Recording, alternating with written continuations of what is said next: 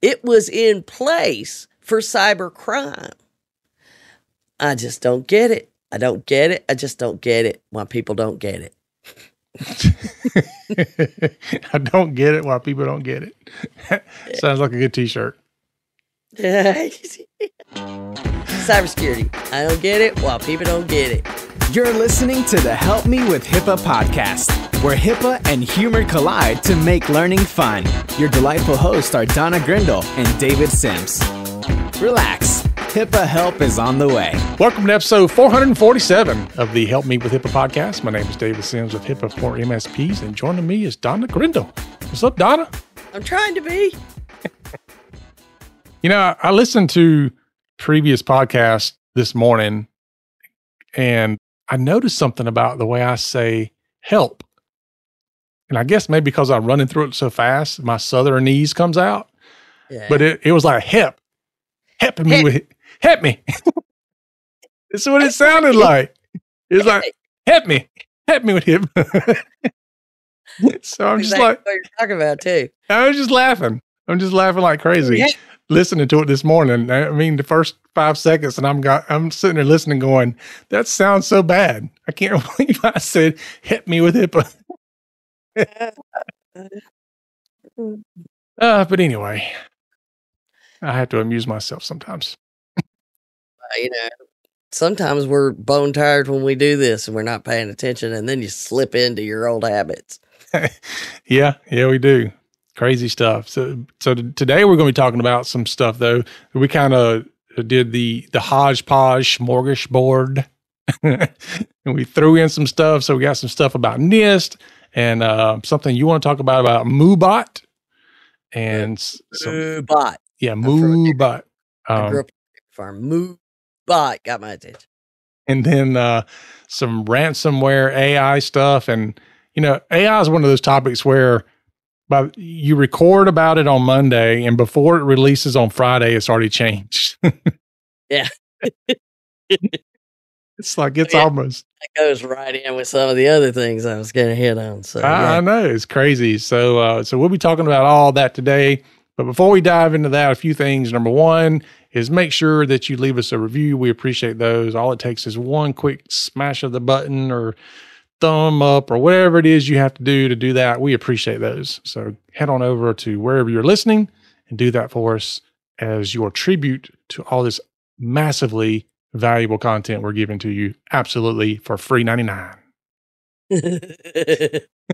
What is not free 99 though, but is still massive value, is the upcoming HIPAA Privacy and Security Boot Camp.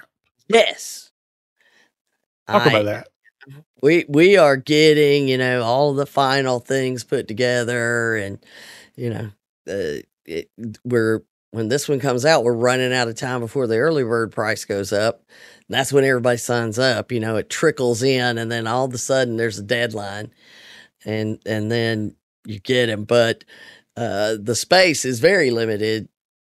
More so, it's a long story, but we're being creative in how we're doing things. But there's so much coming out. There's so much changing that people have called up who have never been interested in the boot camp, and they're like, I need to know about that boot camp thing. Yeah. Because I don't need, you know, if you don't start learning now, you're going to have to learn as you go. Mm-hmm. And if, you know, again, if you're already behind, I don't have to tell the people that are listening to this, but the people that you share it with, they need to know that things are ramping up. Stuff we've been saying is coming. It's like, you know, let's don't play around no more. This stuff's coming. Mm-hmm. That's true. Yeah, we're covering all of the different things that we normally do, and then had to cram in a lot of this new stuff. And it is a very intense 3.5 days, but you will learn so much that, you know, we had somebody that came, they were debating about, do I come before I do a risk assessment with you guys or after? Maybe I'll understand it better after. And I'm like, nah, I think you should come before. And they're like, you should come before and after. Yeah. So, yeah, and plenty of people come multiple times for a reason. Oh yeah. I think we've had a few the last one we had, maybe third time, in a row. Not like they went, skipped a couple of years or so. It was like 3 in a row. Well, first of all, we do it once a year. So things change in a year. That's one thing. But also, there's so much information that you can't, most people will say, I can't get it all. Or I never even caught that the last time. But it's there, and I look at my notes, and I saw it. It's like one of those really deep movies that you get into that you have to watch it like 5 or 6 times before you catch everything. Yeah. It's like, how did I miss that the first 3 times? I know. Yeah. I mean, I'm looking forward to it because I'm ready to learn some new stuff because I know I will. I'll learn new stuff because I'm putting together presentations, or I'm learning new stuff because you're putting together presentations and I'm interested to hear what that is. And I always learn from people that are there too, because they have different things that they've experienced. And, some people I have something and I'm like, oh, wow, I never thought about that being a risk. And so let's go back and reevaluate some things. Yeah. When you realize how much other people bring to the table, that's why having the group discussions is so important. Oh yeah. Yep. And we're looking at doing a virtual on demand, but it's never going to replace the live boot camp. Yeah. Yeah. And I'm glad that we do it the way we do, in that we have a lot of time for open discussion, because there's so much value that comes out of those open discussion sessions. Yeah. So bring it on for your open discussions. Yep. So we can find out more at the PriceEcBootcamp.com. That is PriceEcBootcamp.com or theHIPAABootcamp.com. Either way, it'll get you there, or you can go to withhipaa.com and hopefully David has a link there. Yeah. I haven't looked. Or you can email Donna directly and she'll give you the link. Or HQ.com, we got it on the website there, or on our social media. We got a lot going on. Yeah. Email me. I'll give you Donna's number. You can text her. So, I wish y'all could see that look I'm getting. I'll loop David in. Then you'll be living right. And just so you know, it is going to be April 9th through 12th. So coming up quickly. So get on up in there. Mm-hmm. Yeah. And early bird ends March the 9th at midnight. Prices go up. Gotcha. Midnight Eastern, right? Probably. You figure it out on its own, because I have it built in, but it's probably Eastern. TikTok. Yeah. I wouldn't take any chances. So might want to make it Eastern. Yeah. Don't slip in on Saturday night at midnight. Yeah. So go check it out. Come join us. And if you want any references, we'll give you people to talk to. That's for sure. Yeah.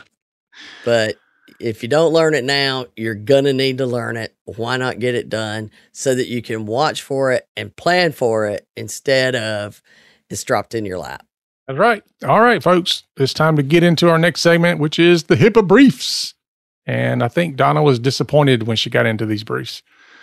So yeah, I got all excited. Oh, they've announced the it's the Strengthening Cybersecurity and Healthcare Act. So I'm like, great. Yeah, sounds tremendously good. Yeah, it's coming out of one of the Senate committees. And so then I go check it out, and I was not excited. Uh-oh. Now, well, it's on the radar, but okay, so it literally says in the proposed bill, a bill to require the Inspector General of the Department of Health and Human Services to evaluate the cybersecurity practices and protocols of the department and for other purposes. Okay. Okay, but So it opens by saying not later than 2 years after the date of the enactment of this act, and every 2 years thereafter, the Inspector General of the Department shall evaluate the cybersecurity practices and protocols of the department through the conduct of penetration tests and other testing procedures to determine how system processing, transmitting, or storing mission-critical or sensitive data by, for, and on behalf of the department is currently or could be compromised and expose patient data, including Medicare numbers of individuals, or impact patient safety. Lots of questions. Yeah. Or maybe comments. First of all, 2 years? Really? Yeah. I mean, 2 years. 2 years. With where we are now, we need to get some education going on, because 2 years. The funny part about it is, like, when we talk about doing a security risk assessment, we're talking about annually, but now HHS has to do something that's kind of similar and they get 2 years. Yeah. But the other part of it is it's always looking back, right? So like, what did we do the past 2 years and how did that work out? So you're not looking ahead. Or right now. Right. Which is, I don't know about you, but when I'm talking to clients or especially prospects, I'm usually having a conversation about what does the next 12 to 24 months look like. And it's like, I love the question I get sometimes, which is, do we need all these things right now? I'm like, I'm not living in right now. I'm living in Tomorrowland.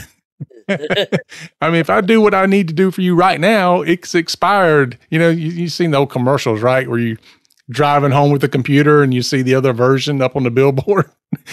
It's already out of date before you got home. It's the way it is right now. Well, and even more so when we look at the threat landscape, and that's what this is supposed to be looking at. Yeah, it's like threat landscape now versus 2 years from now. If I do a report right now, I do test and I document it, and then somebody looks at it 2 years from now, it's invalid. The data is no longer valid. I can't do anything with that. Right. The only thing it can tell me is where we were if something happens right now. Mm. And and granted, all this legal stuff, there could be some other, I never claim to be a lawyer that can understand where all that goes. And maybe I'm wrong, but there's not a lot of words in it. I mean, I read almost the entire proposed bill. So, first of all, doing it every 2 years, you're always going to be you can't make decisions on that old data. And any improvements that you make after that, you're not going to report the results of that till 2 years later. So what's the point? Yeah. This is so we can say we're doing something. I mean, with the way they come out with things like, we want to reduce the time in which you have to notify. We want to reduce the time that you have to give patients their records. And with all these reductions in time frames, this sounds weird. Yeah. And I get it, because this is talking about Medicare, right? Yeah. And HHS, CMS is part of that. And that's where the Medicare, and all of that, I get it. But even if that's all you're focused on, it's still not helpful. It's just not helpful. It's not going to do anything but make somebody do a report. Yeah. So it seems like a dud. I don't know. I didn't spend any time looking into what's behind it or if there's politics involved. All I know, strengthening the Cybersecurity and Healthcare Act, I'm all excited. Let me go read it, because I just went to read the proposed bill, and unless they do a lot with it, and granted, it's just proposed. Maybe it'll go nowhere. I don't know. But to help us and improve things, This isn't it. And the data breaches that are happening, which is what it's supposed to be responding to, will not be impacted at all by this. Unless something drastically changes in what it's saying or the other purposes, whatever that means. So, if you hear about it, don't get excited. Don't get excited. Right. Well, we'll talk about something now that maybe is helpful as we shift over to our main topic. And the first thing we're going to hit on is the new NIST guide for HIPAA Security Rule. Yes, and we talked about this when they put out the request. And so they put out the request last year for changes, and now we got the updated recommendations. So it still takes a long time, but it didn't take 2 years. And so this is for those of you who follow the 800 dash blah, blah, blah, blah with NIST. It's 800-66 is being replaced with 800-66 R2 because that makes sense. Why not use it that way? They don't have to make it. It's NIST. They just, it's numbers. Right. But it is implementing the security rule, a cybersecurity resource guide. So get your copy of it. Of course, we have a link. You could just search SP 866 R2. You'll find it that way. I'm in the process of comparing it to everything that we already do. It's got some really good stuff in it, with the questions and the recommendations. It mentions a hiccup. It's, we've got this that we can use to evaluate the risk management process and, the things that it points to there. It does mention hiccup along with NIST CSF, which is good. It can be done that you can do both and have a conversation about both. And so far, I found some really good things in it. We'll be updating between this and Hiccup 2023 and CPGs. We're having to redo all of our processes, which makes my team so thrilled. They're like, we got it nailed down. No, we don't. It's all got to change. So, they love that. Yeah. Even more reason to come to the boot camp. I know, right? Yes. Because we'll be talking about the changes we're making by then for sure, because I've already done all of my highlighting and now I'm making my notes and trying to match that up to other stuff, all the things that when I'm doing actual work. Yeah. We just need HHS to drop the new security rule during the boot camp. Oh, yeah. NPRM, when did they say? September? Mm-hmm. So anyway, yeah. So go check it out. If you're one that's responsible for the SRAs and you're normally doing them, if you just want people to understand that this is not simple, go get it and say, here, you read it and do it. Yeah. And this is why I'm charging you for this. Yeah. That's why, we're working on doing things that we're going to use. Here's all the free tools, and you can just buy a class to learn how to use the free tools. But I can't teach you how to use the free tools for free. And so far, we've tested this. We've been piloting it, and people are like, but I need more help. That is not what you asked for. So, but check it out. The link's there, and we'll see. We'll see how it goes as far as how it's received. Mm-hmm. So what's this Moobot that you want to talk about? Two Moobot. So I'm like, because we're nerds and we don't, we're old. So I wasn't feeling well Saturday. So what do? I lay around and read news, cyber news, and listen to podcasts and stuff. So anyway, I'm reading it, and then bam, I see this headline, and I immediately sent it to David. And it was late. And I was up. and then I was like, I read it, and I'm like, I can't deal with that tonight. I just I shut everything off. FBI disrupts Russian Moobot. Moobot.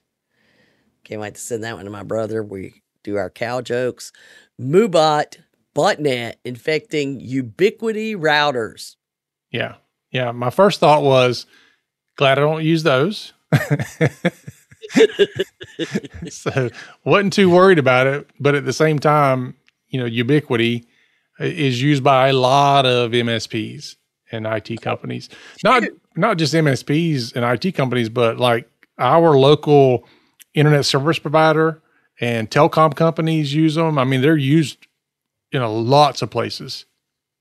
Yeah, and I use some of them here. Oh, I've got Ubiquity equipment at home. We use it in clients. Don't use the routers, but we use the Wi-Fi access points pretty religiously. Matter of fact, in my home, I've got not only do I have the routers, but I also have the camera systems, Ubiquity camera systems and stuff. So yeah, a lot of Ubiquity equipment around here. Yeah. But not the routers. You're like, whoo. I know. Dodged a bullet on that one. And it was pretty intense. It's the Ubiquity Edge routers. So those are the ones, they're called Edge because they sit on the edge of your network, allowing and controlling the traffic. So not one of the ones that either one of us use, but it was too close to home for us. Mm-hmm. Yeah. David's reply was, ugh. We all know mine would have been more colorful. Yeah. Well, the funny part is I actually have one of those devices. I just don't have it plugged in. It's in a box somewhere out in the garage. And you were like, whew. Yeah. I still felt icky having it. I was like, I gotta get rid of that thing. It's like lurking. It's like something. Yeah. It's air gapped. Yeah, with no power. Still scares me. All right, the FBI took down, and they call it SOHO routers, small office, home office, that was used by Russia's main intelligence directorate of the General Staff, the GRU. It's their intelligence, bad guys, according to us. I guess to them, they're not bad guys, but to proxy malicious traffic and to target the United States and its allies in spear phishing and credential theft attacks. Mm-hmm. So, I mean, this is like a unit of their military that had a hold of all of these things, and they were using it then. So these are out there all over the place. We just established that. We know how many are out there. Yeah. And this is the thing that's even more scary is that it wasn't that the Russian intelligence created this. They were using something the cyber criminals had gotten that would infiltrate these routers, and then they deployed the Moobot malware, which got out there, and it's, again, widely known default administrator passwords.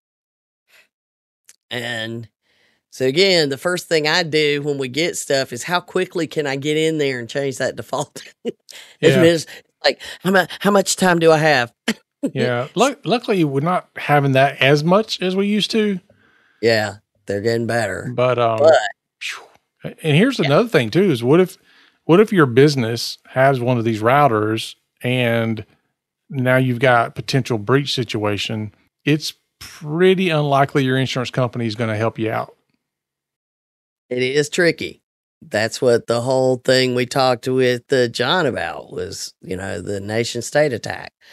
And they tried not to pay Merck because it was one. And, but Merck won, but you got to wonder, they're going to be much more specific in those. So it's definitely look into. Well, and plus Merck had the capital to fight. Yeah. It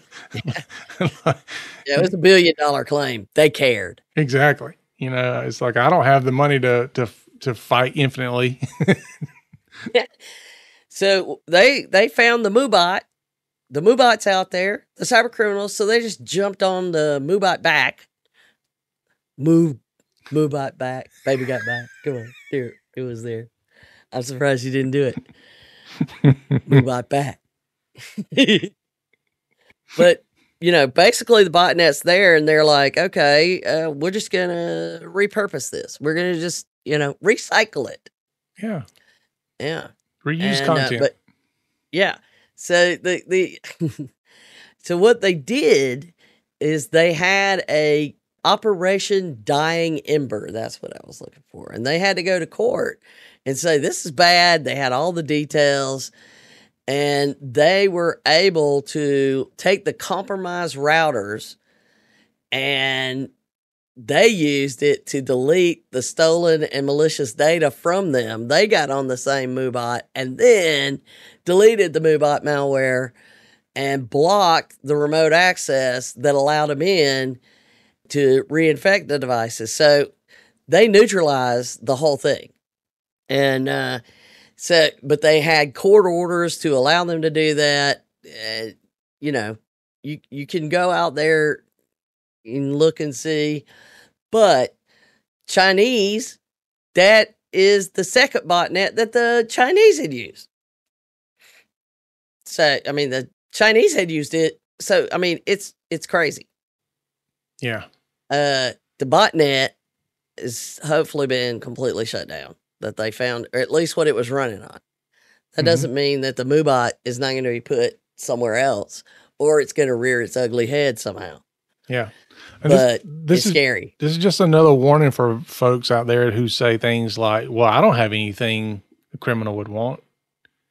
Even if they don't take your possessions or target you in the normal fashion, they can still use you to target other people. Yeah. You become part of the criminal enterprise. Yeah. Congratulations. Yeah. If you have an internet connection and processing power, they want it. And they just don't get it. They just don't get it. Because now they can kind of add all those things together and you can't stop them all because you don't even know where they're all at. Mm-hmm. And they're turning them on and off. It's crazy. So, Moobot malware, the criminals put that out there, and now the Chinese and the Russian intelligence companies are riding on top of it. Luckily, we did the same thing and shut it down, but they did it and used it. So, this is happening behind the scenes. And those are small office, home office routers. Those are not in major corporations. You hope. Yeah, well, they could be in a tiny little office, if you've got a tiny little office. But those are not your standard big business. So everybody's like, oh, they're just after the big guys. No. Yeah, these are in the small businesses. And, I don't use them, haven't used them. But I know of people that do, and I know that, in your small business, these are common, especially when you have a home office, because they're a lot less expensive than putting, a full-fledged firewall router in, or a UTM, or whatever you want to call them. They're just a few $100. So they were a go-to, especially during the let's go work from home real quick. They were one of the go-to products. Because you could get them quick. And the other thing to note that is very important is the intelligence people found it by tracking the Russian and Chinese attacks that were using it. That's how they found it, right? Mm-hmm. And then they had to figure out how to shut it down, which is not easy. You think oh, we found it, so okay, turn it off. Yeah, flip switch. No, that's not how it works either. But the important thing to know is that it was already there. The criminals were using it. And the criminals were like, dudes, we were cool until you got it. Yep. You drew too much attention to it. Yeah. So that's the thing is it got shut down because the intelligence military from our adversaries, we'll say, were using it to attack us from a cyber war perspective. It was in place for cyber crime. I just don't get it. I don't get it. I just don't get it why people don't get it. I don't get it while people don't get it. Sounds like a good t-shirt. Cybersecurity. I don't get it while people don't get it. I like it. I might make that happen. Yeah. All right. So on to my favorite topic, AI, which I've started calling it AL because, AL, it looks it looks like it. It confuses people. So you've got here, AI is good, but AI is bad. Yep. It is. And we're done. Yeah, no kidding. I was just telling you before we started that I watched the latest Mission Impossible movie over the weekend. And for somebody who is, tech nerd, the whole AI thing was a bit terrifying because, a lot of these movies are really far-fetched, and I think their action scenes are certainly far-fetched. But I think the premise of the movie, as far as the AI, if it becomes sentient, we're screwed. Yeah, that's it does learn on its own, and need input is all it needs. So the more input it gets, the more it learns. And speaking of how it learns, that's what I saw is this came out of the UK, but they have the same cybersecurity problems we do, right? So they have the National Cybersecurity Center, spelled TRE because UK. It's kind of like our CISA. They have all the same stuff. And they released this report on how AI will impact the efficacy of cyber operations and the implications for the cyber threat over the next 2 years. Oh, that's the same time frame that HHS has to do. Yeah. So it's like, okay, I'm going to do some pen tests today, and then I'm going to do the report 2 years from now. And all of this is going to happen within the next 2 years. Yeah. So, now we're out. And we're completely out of wherever we were 2 years before. So this is the National Cybersecurity Center study. Generative AI may increase global ransomware threat. I love how nice they were when they said may. Yeah. May. That was what I read. Tech Republic had an article on it, and that got my attention in my feed, and I added it to our list of things to discuss because the press release doesn't have the same zing. It just says ransomware threat expected to rise. Okay.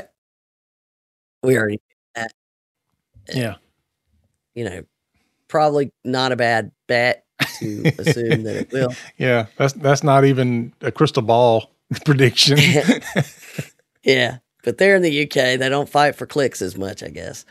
But the report, the near-term impact of AI on the cyber threat, from the NCSC-A,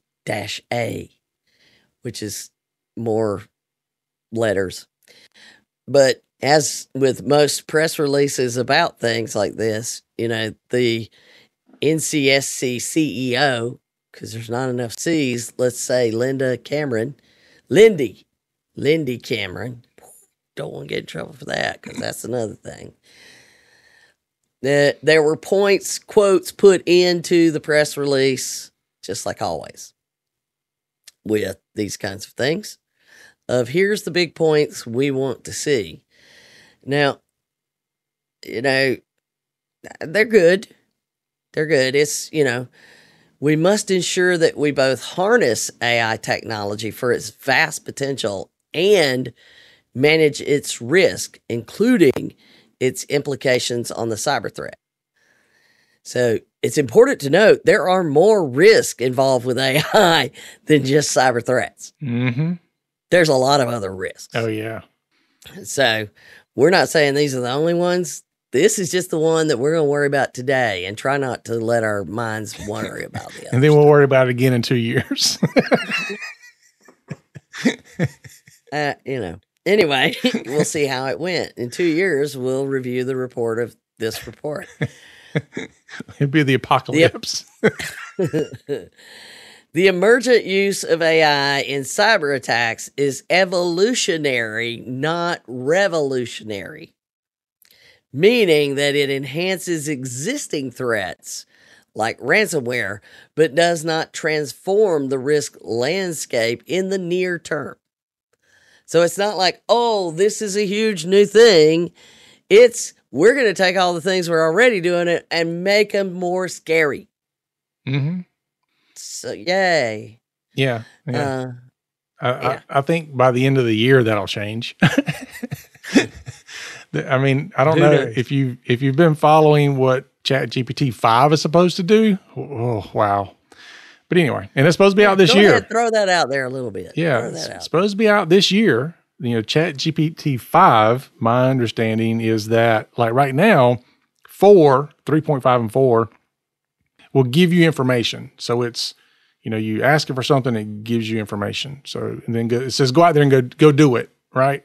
Mm-hmm. With 5, it's supposed to start implementing actions. So it's not just going to tell you what to do, but it will actually be able to do certain tasks.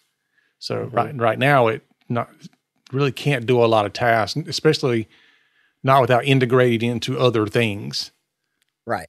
But it can gather the information you need to make decisions about tasks. Mm-hmm. I think that's a good way but it's way more than that. But yeah, I mean, you know, I can give it a ton of data and say, I need to know X, Y, and Z out of this data. And it'll evaluate it and give me some ideas of what I should do with it. Mm-hmm. But it won't take that data and now go do things. Right. Yep. So it's going to be interesting to see when the next one comes out. And there's a interview with Sam. Is it Altman? Is that his last name? Yeah. Online. It was very, very good. So go find it. Yeah, go check that out. Yeah.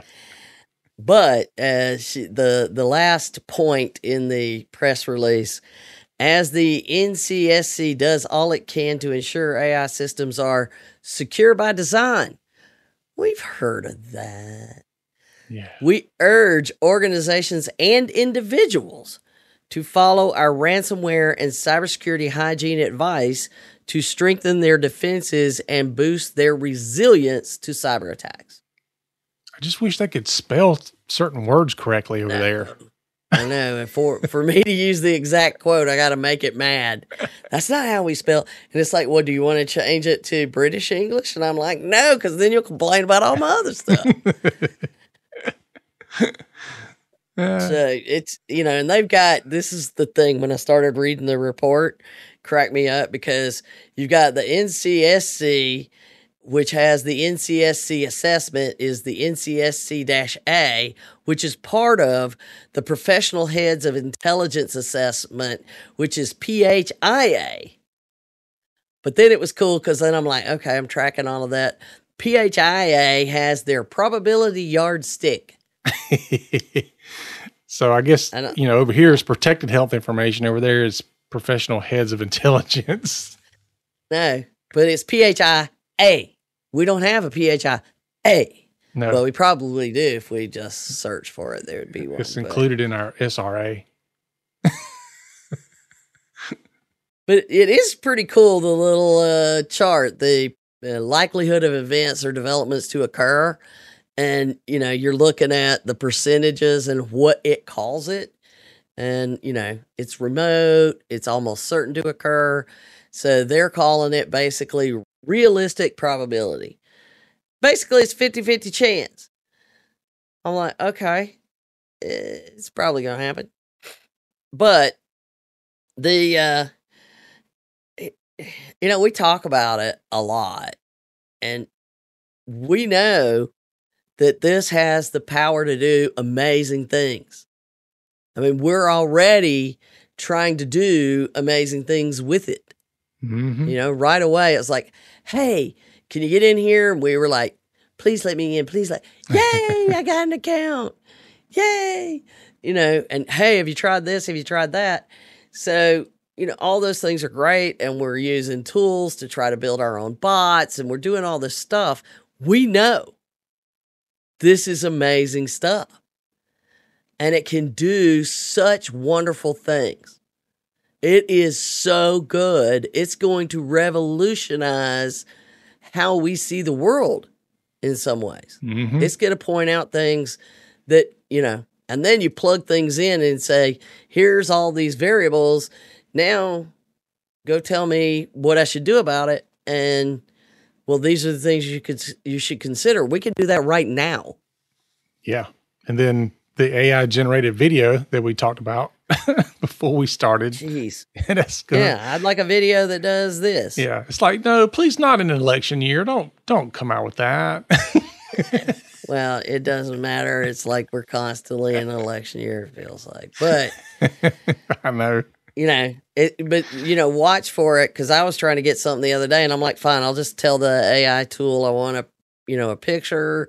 It's this, and they're doing this and this and this. Now, I finally got one that I wanted, but the first two, it was like an ear was on somebody's cheek, and somebody had half a head, and, so you have to look at this stuff, and we need to continue looking at it, which is what we need to understand is it can be bad. It can be bad. It can be bad at the good stuff. And it can be used for evil. Yeah, it will be. Yeah. So it's we have to calculate it in our risk calculations now, and we're trying to figure out how to do our risk calculations even better. And this is just through the roof. So one thing I thought we should define, because we talk about AI all the time. And we've had AI around that we've talked about for years, where it can learn things and it watches for patterns and, all of that kind of stuff, and tells us, hey, this looks weird. You should go look at it. We've had those things. But generative AI is what we're talking about now. And generative AI is different. Yeah. What's the big difference? The biggest difference is it's, going to be able to think on its own. Well, it makes stuff. Yeah. It can generate its own stuff. Like it will create itself. Yeah, kind of. I use the bot to create a bot. Right. Yeah. When you create their little chat GPT bots that you can create, mm-hmm. I use a bot to create that bot.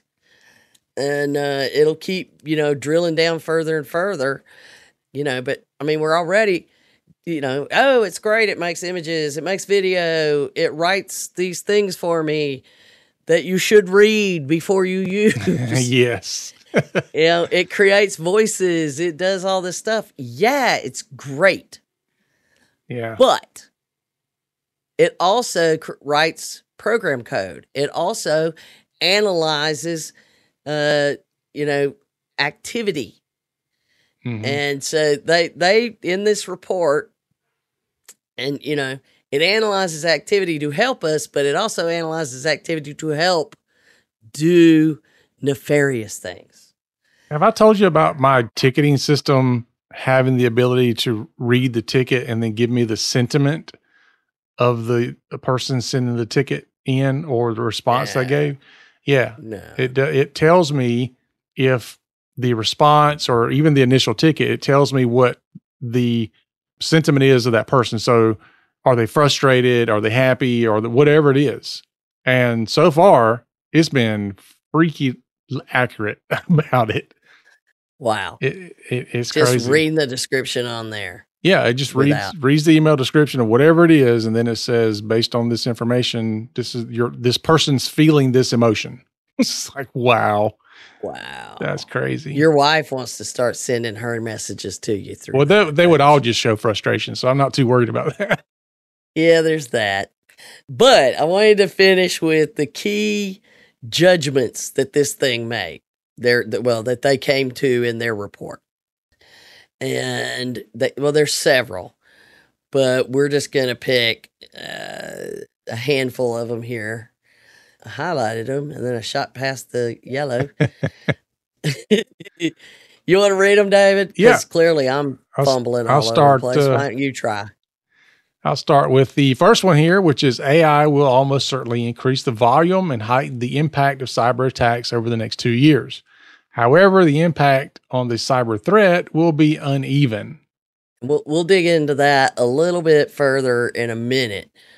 But basically what they're saying is where the threat is going to change is not exactly it's not the way you think it is. So, but there's a whole chart that explains that. So we'll get to that one in just a minute. I forgot to say, let's skip the first one. Do it last. All right. Yeah. The next one is all types of cyber threat actors will be state, non-state, skilled, less skilled, or already using AI to varying degrees. So, yes. Yeah, that's. Yeah. So are we. Yeah. Next, more sophisticated uses of AI in cyber operations are highly likely to be restricted to threat actors with access to quality training data, significant expertise both in AI and cyber, and resources. More advanced uses are unlikely to be realized before 2025. Oh, that's a long way away. And then last one here, AI will almost certainly make cyber attacks against the UK more impactful because threat actors will be able to analyze exfiltrated data faster and more effectively and use it to train AI models.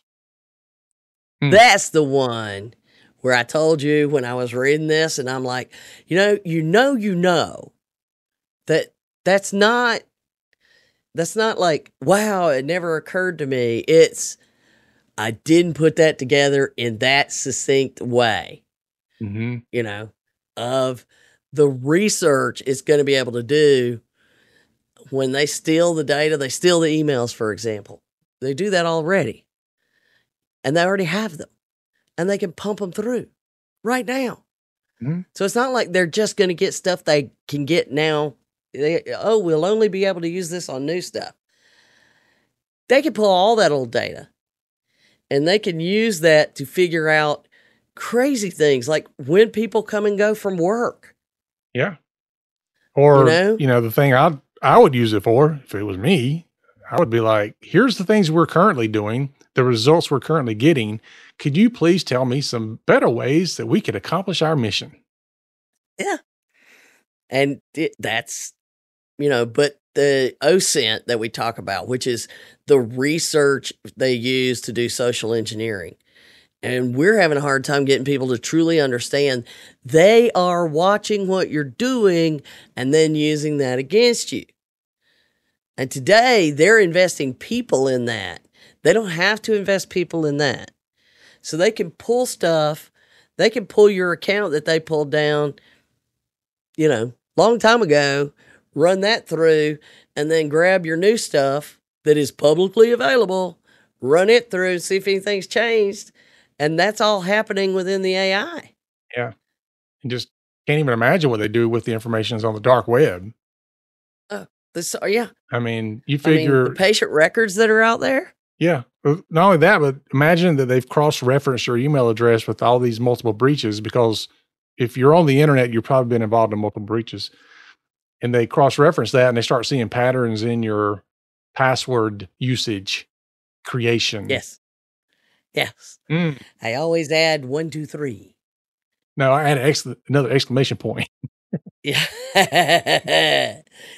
Or as my wife used to do years ago, she had like the base part of a password, and she'd always put like dash and then the name of the store, so that, that was, nobody will figure that out, honey. I mean, if they just got 2 passwords, they could figure that out. If it took 2. Yeah, probably could do it in 1, but certainly 2, they'd be like, oh, I see what's happening here. Yeah. So, there's some other points that they make in there, and the big thing is that we're going to get more powerful. It won't take the skill level to gather, to be able to determine information that it did before, because I'm going to be able to give it information. It's going to help me figure it out. Now, people like us need to train it, and I, constantly am managing ours to give it up-to-date information for the people that are in the club, because we have Ask Murphy chatbot that is trained on our information only. And sometimes it's too locked down, but I'd rather it suffer that problem than be too opened up. Yeah. Yeah. The whole, that's going to happen for everybody. It is, absolutely. And, the whole conversation about the AI being able to understand sentiment, I listened to a podcast recently and they said that they kind of stumbled across that, the researchers did, because they were getting AI to predict the next letter that somebody would type in a search, particularly like if they're searching Amazon or something like that. They want to know, what product are you going to be searching for? And it wasn't, what product are you going to search for next? It was down to the exact letter. What letter will you type next and predict that? And it was getting so good at predicting the next letter of what you would type. And they noticed that the AI, however they're measuring, how the AI functions, they were noticing that part of it that looks at sentiment was lighting up. And it's like, why is it doing that? And basically it came to the point where they realized that in order for it to predict what somebody was going to do next, they had to understand how that person may be feeling. So I was like, wow, kind of crazy. It's learning more about people than we know about people. It won't take long before it will know more about you than you know about yourself. Yeah, so you can save money on your therapy bill. You can. Therapists will be using it. I know, right? Listen to this therapy session and tell me what you think. Yeah. Tell me what you know about their voice. They can tell things about your voice. They can tell. I mean, it's amazing already what it's doing. And in the next 2 years, it's going to be insane. Yeah. Which is why that whole 2-year thing we started with is, yeah. That's why I started with that. It's hard to imagine where we're going to be in 2 years right now. Much less 10. It's mind boggling. Like literally, I can't. Yeah. The changes we've seen over the last 10 years pale in comparison over the next 5. Yeah. Compared to the next 5. And the crazy part about it too, I was just thinking about this earlier today. When ChatGPT first came out, you and I were very early adopters. I recall about a year ago, telling my wife about it because I used it for probably 2 months before I introduced it to her. Mm-hmm. And when I showed it to her, and we're talking in the infant stages of it, right? When I showed it to her, her mouth literally dropped open for a long time. Like for 10 minutes, she was there with her mouth open. And she's not a tech person. So for me, I was still amazed for weeks, but it just mind blowing. Now, when I go to her and I'm like, hey, check this out. She's like, oh yeah, that's cool. It like what it can do now it's not that shocking to her anymore. And get used to it. Yeah. In just 1 year's time, I'm like, oh, check this out. And she's like, oh, okay, that's cool. I'm like, wow. It's I don't know. Same thing happened at my house. Yeah. Then it was like, can you get it to do this for me? Because I'm not touching it, but you get it to do this for me. Yeah, it is. And it's like every day something else has AI bolted onto it. Yeah. And sometimes I'm like, where's the AI? I really want the AI to be right here.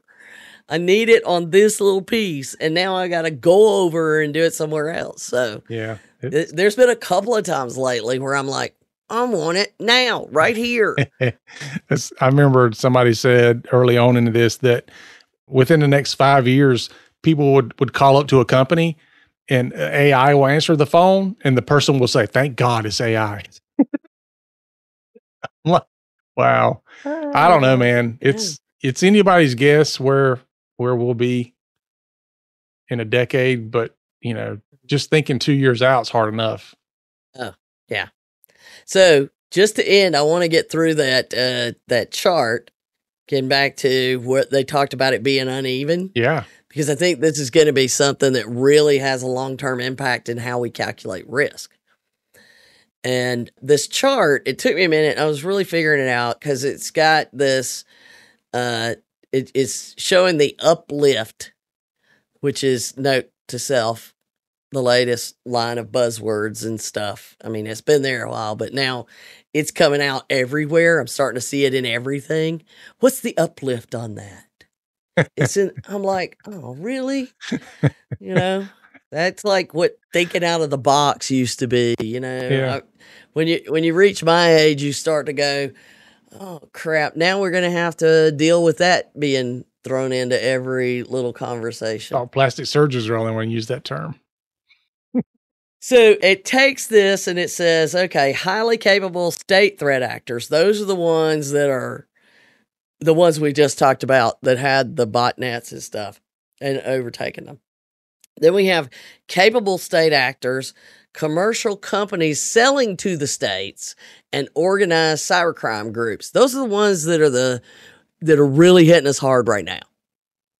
Right? They have businesses that they are selling to the bad guys, you know, or what we call the bad guys. They think they're good guys. And then you have less skilled hackers for hire, the opportunistic cyber criminals, the hacktivists, right? So 3 different categories makes complete sense. And it's looking at what is their intent, what is their capability, and then their ability to do certain things.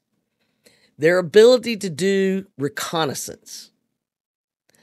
And you've got, so going through those 3 from really good to, hey, they're learning, and these are the ones that can't do much right now. There's a moderate uplift to the first 2 on reconnaissance capability, but a definite uplift on the less skilled's ability to do reconnaissance. So they can find things easier. It's a definite uplift. The social engineering, the phishing, the password stealing, there's an uplift to the first 2 and a significant uplift to the third one.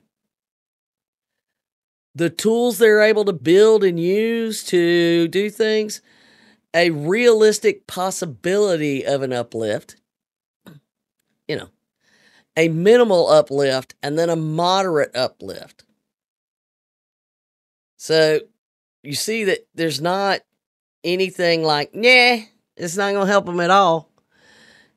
Lateral movement, minimal, no uplift, because the lateral movement stuff, once you get in, I don't know how much the AI could really help. But exfiltration, all of them have an uplift. So the implications for these 3 categories, under the really serious ones who are already scary good at it, best place to harness AI's potential in advanced cyber operations against networks. For example, use in advanced malware generation. It's already advanced. You know, it's already stuff where we're like, hopefully the AI will catch it. The behavioral stuff will catch it. And everyone's like, well, why aren't you stopping this? You know, I had a doctor recently why can't you people stop this? I pay for this. Why aren't you stopping it? I'm like, number 1, you're not paying for it from me, which is why I don't do that work anymore. And number 2, it's only so good. So then you get to that middle of the road, the ones that are really the ones that are attacking us. They're financial, you know, high intent, capable. Most capability uplift in reconnaissance, social engineering, and exfiltration will proliferate. We love to get to say proliferate. AI-enabled tools to novice cyber actors. So they're actually building things to sell to the third group. There's a lower barrier to entry to effective and scalable access operations, increasing volume of successful compromise of devices and accounts. Yep, the wave's coming. And this is in 2 years. Yeah. Over the next 2 years. Not like in 2 years this will happen. Yeah, over the next 2 years. This is going to be, It's going to be transpiring. So as you go through that, the only thing I can think of is how often we talk about what you're doing today to protect your businesses and your practice cannot be the same thing you're doing in a year or 2 years.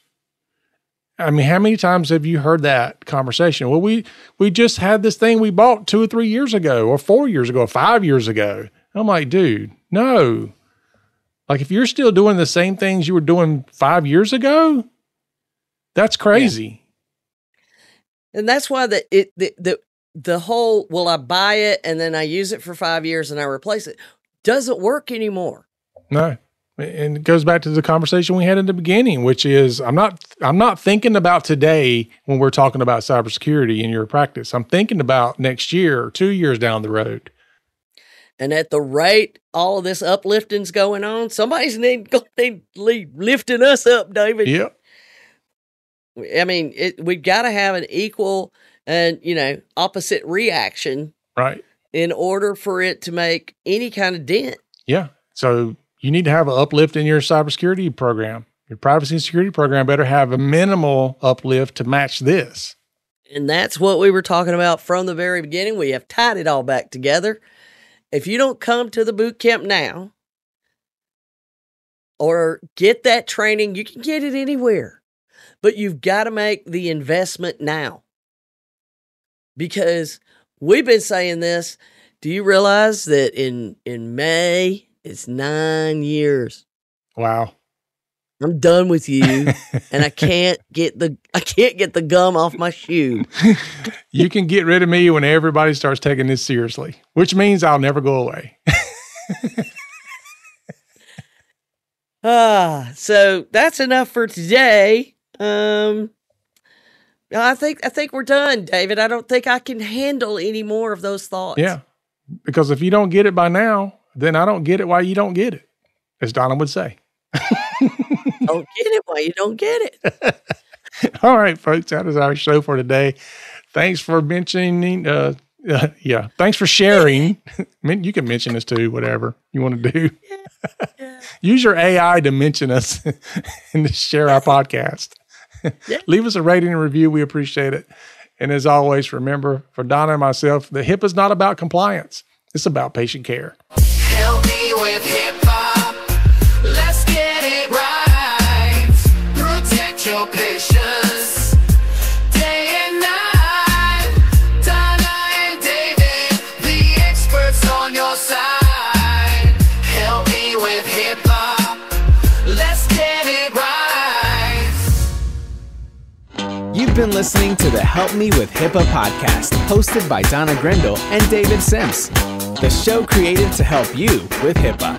For more information or to ask us a question, visit our website at helpmewithhipaa.com. Neither Donna Grindle or David Sims are attorneys, and they do not offer binding legal advice concerning regulatory compliance. The information in this podcast should not be relied upon or construed as legal advice in any way.